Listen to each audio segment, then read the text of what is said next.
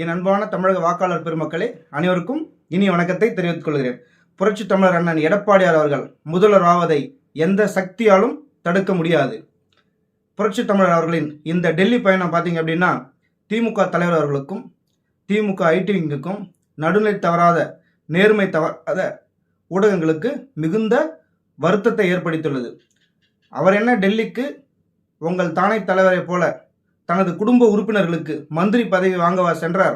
இல்லை, என் தமிழினம் கொத்து கொத்தாக குண்டு துகள்களால் தொலைத்து கொண்டிருந்த பொழுது வங்கக்கடலோரம் 4 ஏர்கூலர்களை வைத்து காற்று வாங்கி கொண்டிருந்தாரா? இல்லை, என் தமிழினம் வளர்ச்சி பாதையில் செல்ல இந்த விடிய ஆட்சியின் அவலத்திலிருந்து தமிழக மக்களை மீட்க என் மக்கள், தமிழ் மக்கள், பெண்களும் குழந்தைகளும் மிகவும் பாதிப்புக்குள்ளாகியுள்ளனர்.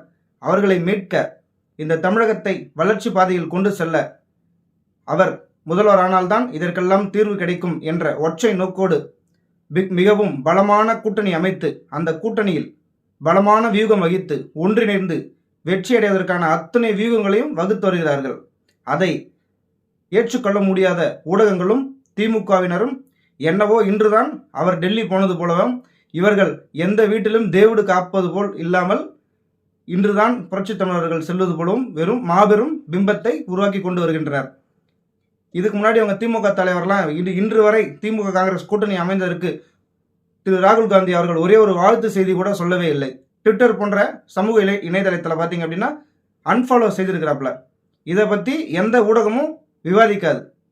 அண்ணா திராவிட முன்னேற்ற கழக கூட்டணியில் ஏதாவது ஒரு சின்னது நடக்காதா, ஏதாவது ஒன்று நம்மளுக்கு ஒரு சின்ன க்ளூ கிடைச்சிடாதா, அந்த கூட்டணியில் ஏதாவது ஒரு இடர்பாடு ஏற்றி விட மாட்டோமா அப்படின்ற மாதிரி ஏதாவது நினச்சிட்டு இருக்காங்க.